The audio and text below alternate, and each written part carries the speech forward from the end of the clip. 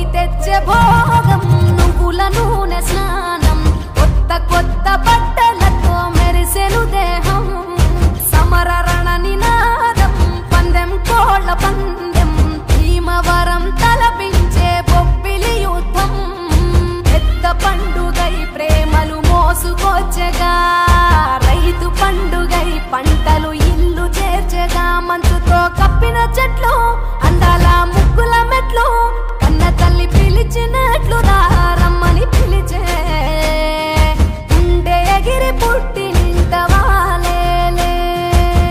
పుట్టిన ఊరు చూసి నయనాలే కృష్ణ గోదా